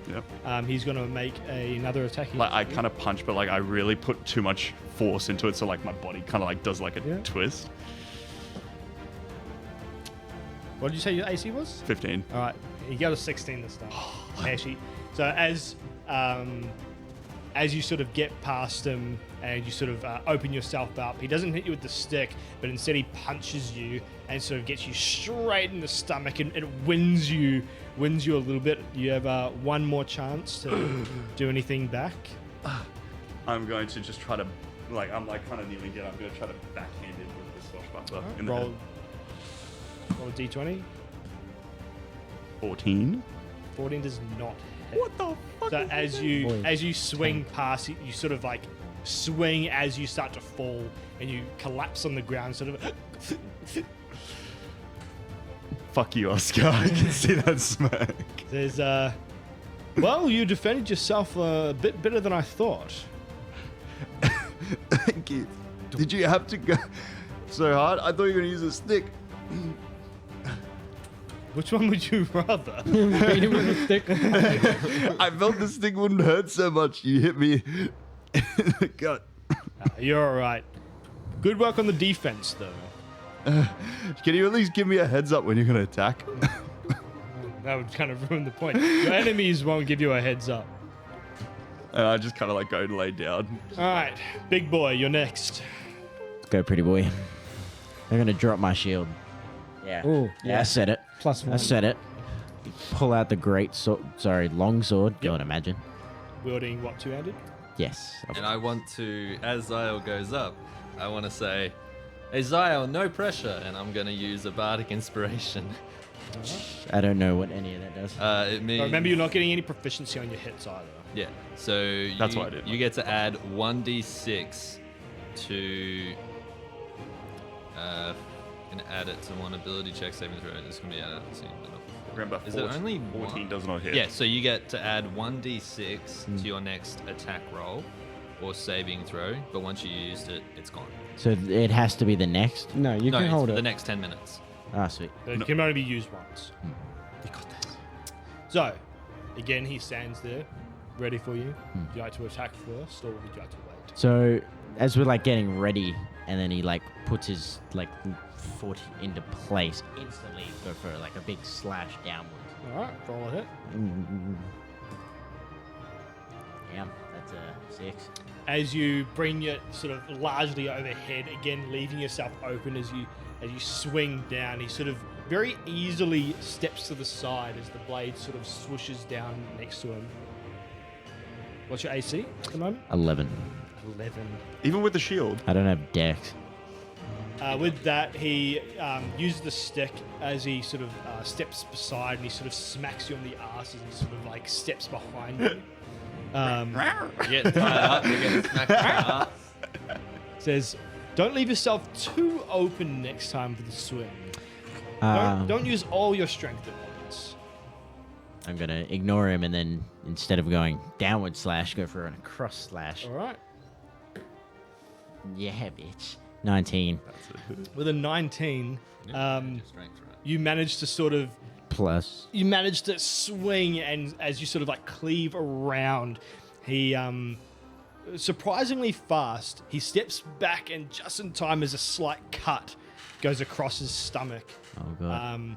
As he sort of steps back, and well done.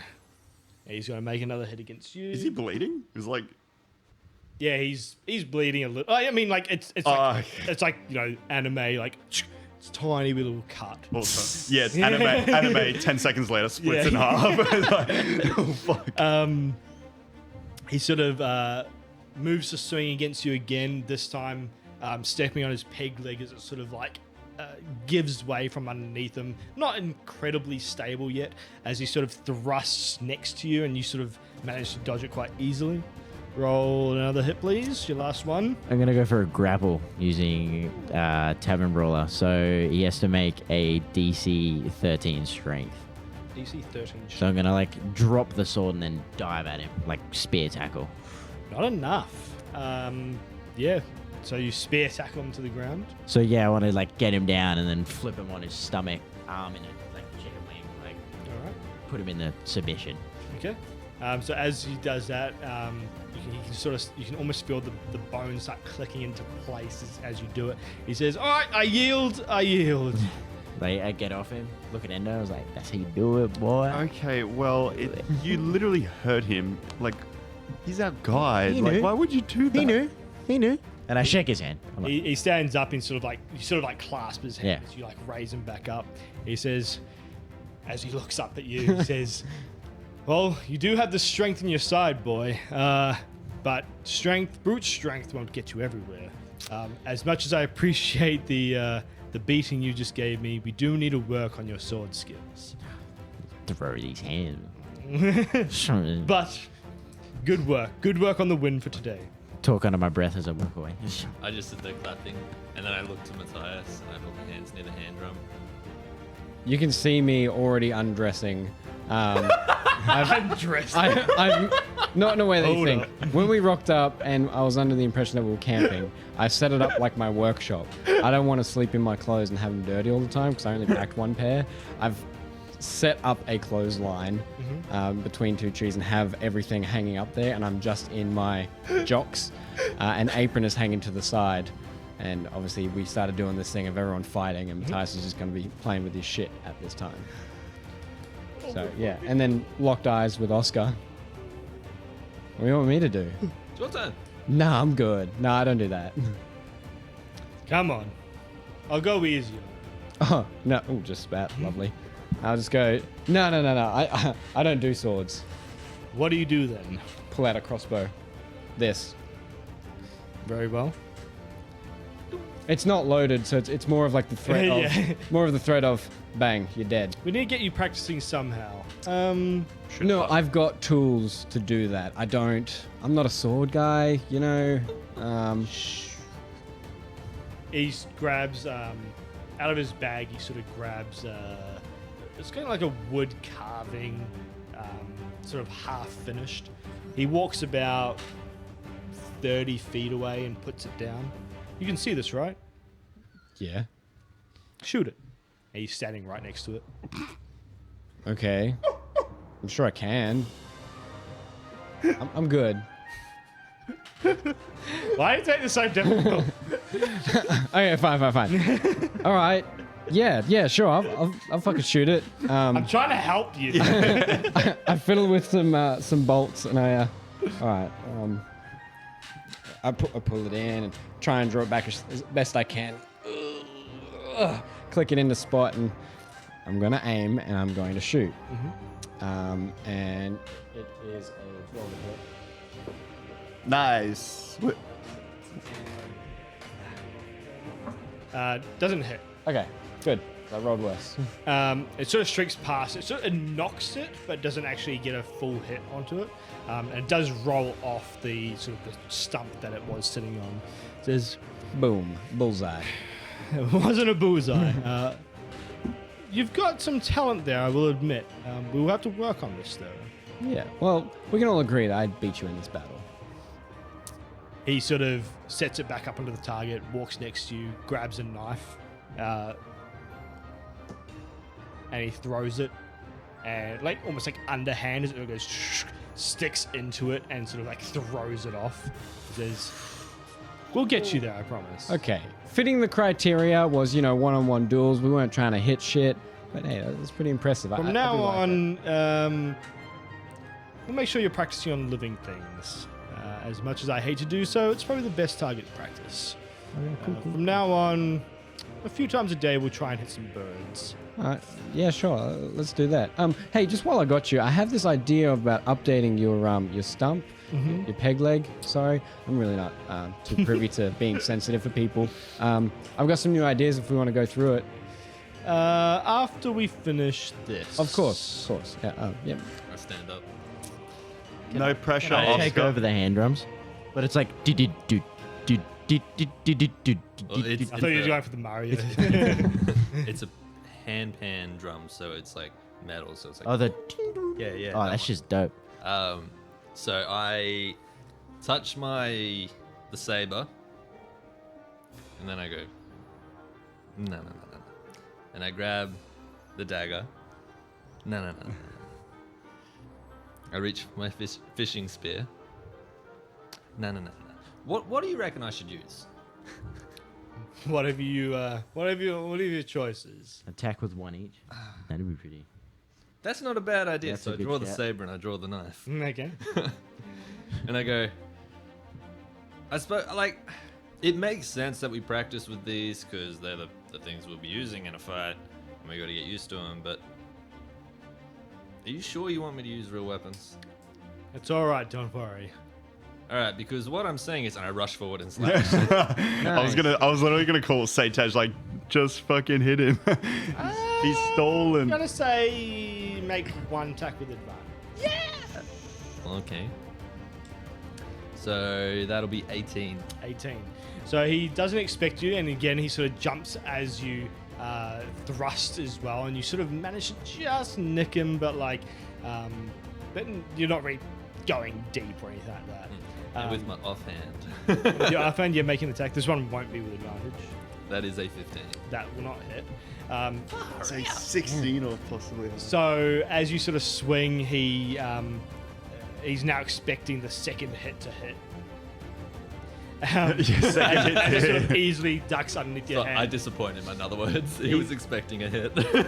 He's gonna make a hit against you. He's too busy dodging to sort of manage to get a thrust in. He's sort of mainly focusing on dodging My this AC is 12. onslaught. Yeah, no. Okay. Make another hit. All right. That is 17 A 17 will hit. and a 12. 12 points. So again, you sort of thrust with your dagger, only to sort of go over top with your hand. It's sort of a big flurry of attacks coming towards him. He's sort of barely ting, trying to like use his stick to sort of keep it off.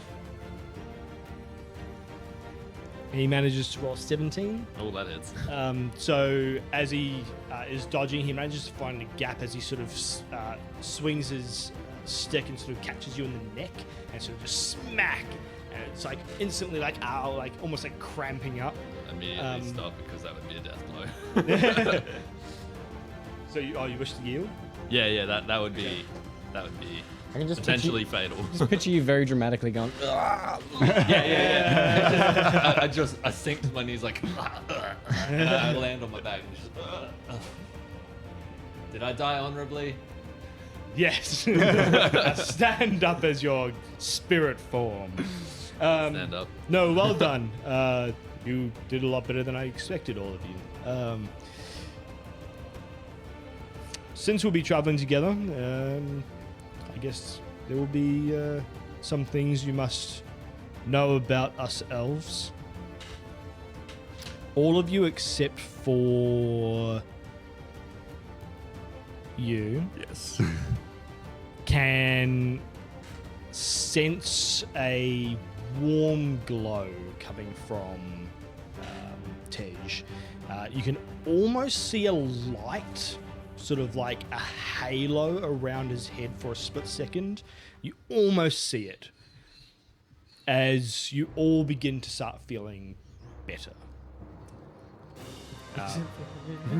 You do begin to feel better, okay. but you don't see it. Okay, I don't see it. Yeah, copy. You don't have to die. You'll regain all the health points. You feel a little bit less fatigued.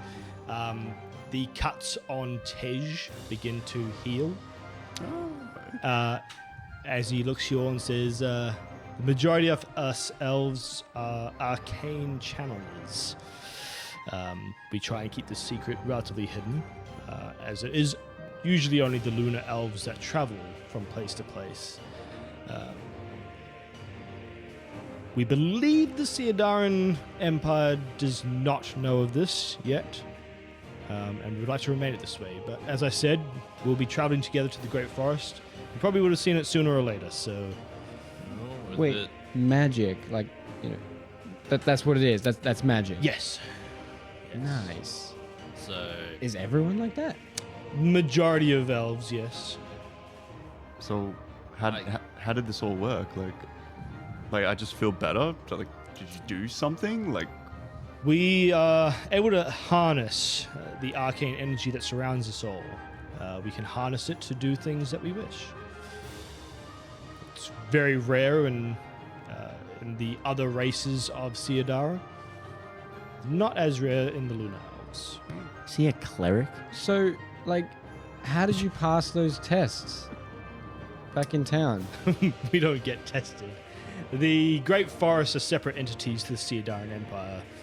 We recognize their rule, but we don't let them enter the forests. Everyone who is magically active should get tested, like frequently. Once a month is pretty. Once a Once a month, like it's just a standard. I mean, I had weird results on my testing. I've heard you, Like brown. you coastal folk, you city folk, like to be tested. I don't like it. Yeah, no one likes it. It just happens. Figure of speech. I mean, like you just mentioned that like energy is around us, so assuming you're saying anyone could have arcane powers, like The ability to channel the arcane seems to be relatively hereditary. It can occur randomly. And the abilities manifest to different people in different ways. For example, the Siadarin Empire likes to categorize their channelers, wizards, clerics, sorcerers, all depending on their abilities. okay, well, how does it feel? I guess like obviously we have like no magic, but like, how does it feel? Like the power. Like do you feel different? Do you like? Everything becomes clear. Everything slots into place. I honestly thought you were about to say all will be one. Oh boy. Okay. No, it's an ability that few possess. Okay. Can you like tell who has this arcane power? That is Or a good. That's Does a someone good, have to tell you? That's a good Like, let's question. just say someone had this power and they didn't want to tell anyone. Is there a way that people could find out? I mean, there are a multitude of magical artifacts within the forest that we can use to see if people wield them and they activate. Usually, they have some type of arcane ability. Us elves don't usually test it. It sort of manifests naturally. That could be interesting. So these artifacts, are they just like From a time long before, long? even many of us elves, the longer-lived ones, our elders don't even know of their original creation. So they're like ancient. Yes. Wow. Never heard of anything like that before. So Yeah, not much of the Siadara holds such artifacts. Many were destroyed during the Dark Ages. So, arcane is accepted where we're going? Oh, yes. Yeah. Hence why we don't usually show our abilities in town. Many people don't understand the differences. So is healing, well, I assume this is healing. Is that the only thing you do, or do you have any other powers? Why you have to be a child? He said do. There are a multitude of abilities. Could you Many of us elves are able to speak to the vegetation, the trees around us. you can speak to trees? I turned it off. Yeah, like. Can you demonstrate a power or anything like that? He moves up to the branch that he snapped off the tree before, and he sort of holds his hand over top of it, and when he moves his hand back, it's sort of a new green shoot begins to appear. I bet that tree's no longer barking mad that you snapped a bit off. That sounds like when you speak to trees, like when you break a branch, do they Well, definitely, scream? yeah. Do, like what kind of? It's I'm not- kind of curious. Like if we step on the ground, the grass, are they angry at us? Do No, they scream? Can you hear their screaming? it's not that type of communication. Do they enjoy it? Can they speak? Can they speak common? If I knocked a branch off this tree, would it be like knocking an arm off me? Like, what type of pain threshold are we talking to for this tree? Again, they don't really feel pain. It's more of a nuisance, and they're very calculating plants. How snobby are the gum trees? I feel like they're like, Yeah, the eucalyptus. Yeah, definitely. not to mention, you did say some like vegetation or like things can make us drowsy and stuff. Like, is that a characteristic they give off when you speak to them? Like, Ooh, do the high plants make you like? Do they? are they like very hard to interpret? Again, it's not words. It's more feelings. It's more direction. It's hard to explain. I like throw a pebble at a rock and I'm like, what does he feel? There's a rock. No, I'm talking. Okay, so nothing happens to the tree. He's not feeling any pain. You said it's pebble at a rock. No, pebble at a Rock's tree. Pebble at a tree. the rock cries. Somewhere in the distance, we hear Dwayne. I just really want to test this theory because like I'm just so fascinated about this magic. Don't think too much into it. So, He's regretting. is this conversing with plants how you're able to navigate from the Great Forest to Traders Cove without a map? Yes and no. The trees sometimes remember us. We sometimes remember the trees. There are lots of different markings.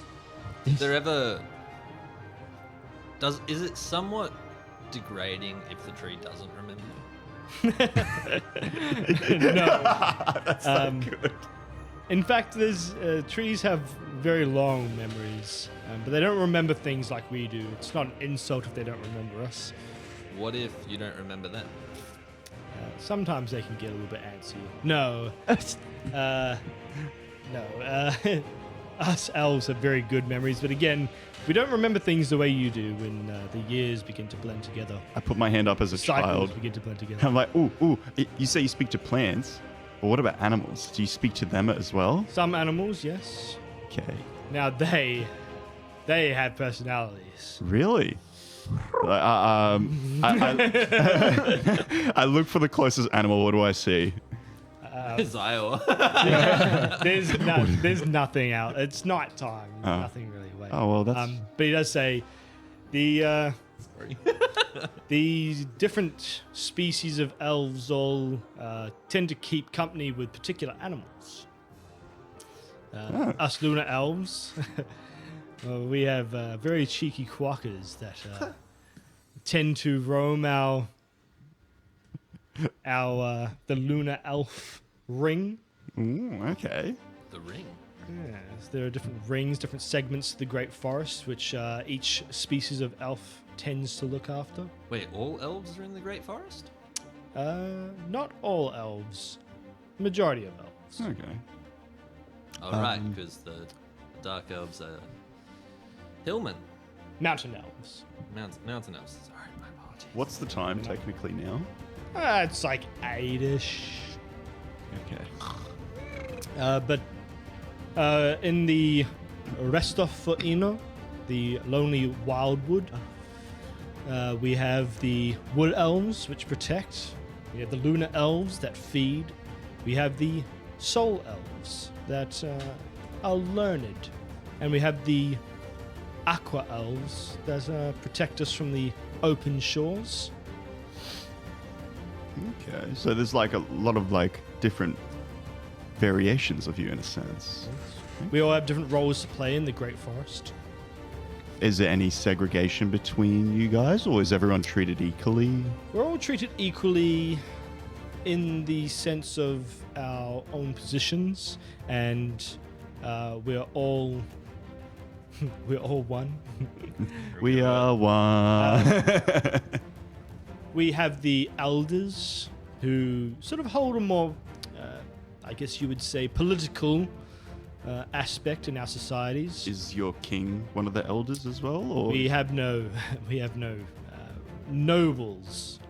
okay?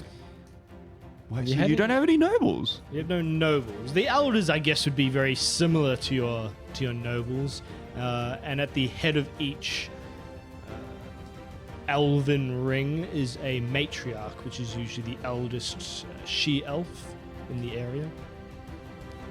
The she-elves usually look after the children, the newborn children, which don't occur very often, and usually lead in very basic of terms. First among equals, you would say. Okay. So what was it? The wood elves protect, the lunar elves eat, Feed. and the soul elves. I gotta just. Are more learned. I got a like common Yes. D&D question. Half elves, do they have the same lifespan as humans or elves? It's kind of well. It's a little in bit this over- world. It's a little longer. bit different. So in In D&D, they're longer lived, so it's like 180 to 100. Yeah, it's Right. like it's even, half. because It's even half elves in D&D are not immortal. Yeah, but they're still like a couple hundred years. Oh, like no? 700. yeah, Yeah. The average, Yeah. I think it is. So these elves are a little bit more longer lived. Yeah. Had a elf druid max level, or level 18 druid at least, Yeah, you, up to 7,500. yeah, you can. on average. That's fine. But yeah. If Has- you have any more questions, Has there been any outsiders to this forest? every so often, depending on the intent.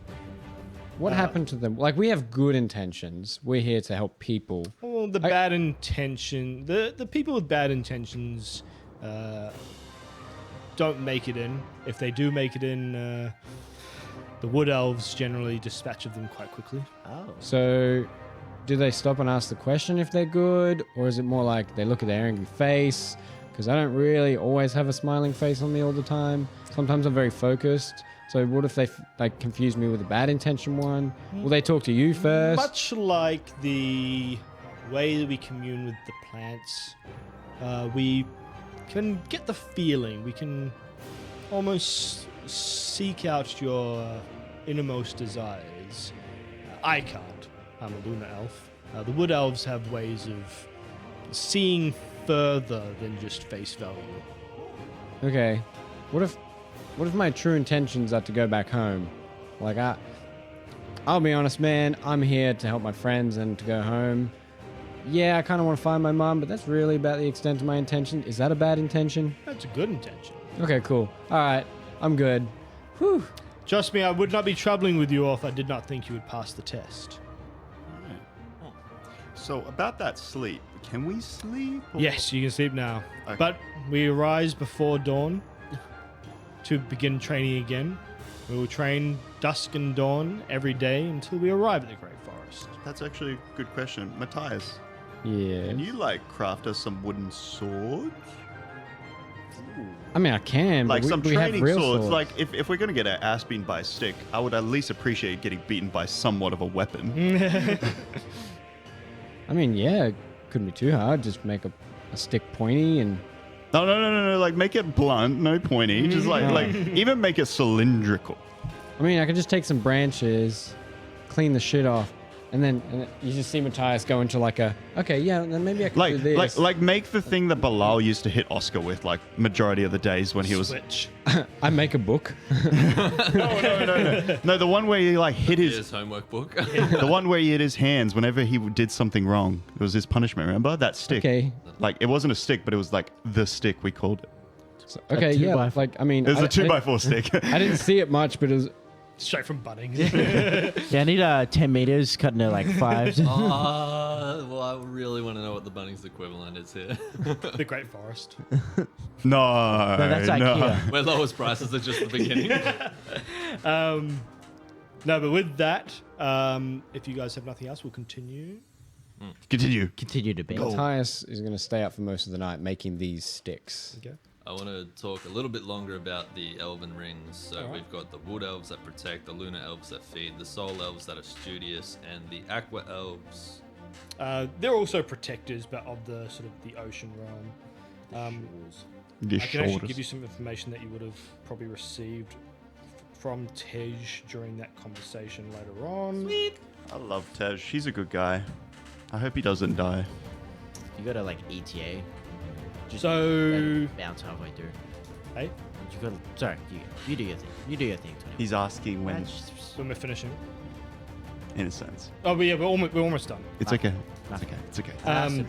Yeah, so Having fun. from your conversation, you'd learn basic things such as most elves regularly commune in the Old Tongue. Anybody speak that? Nobody speaks it here. The only person that would probably understand a little bit of it written would be Oscar. I don't understand a little bit.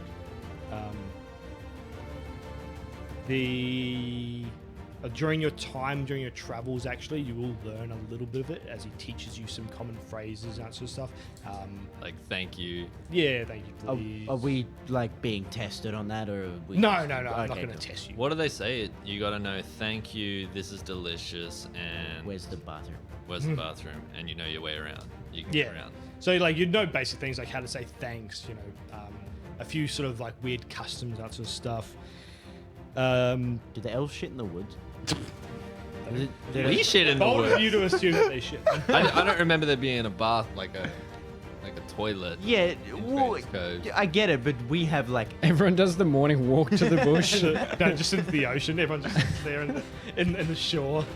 I assume there's, like- fish. Kids swim there. You would learn from Tej. Tej. Slip and slide is suddenly a Oh, You would learn from Tej that there's about 7 great forests in Siadarin. Damn. the 7 great wonders. There are 3 on the western coast and 4 on the east. You guys are going to the Lonely Wildwood, also known as Restoth for Eno.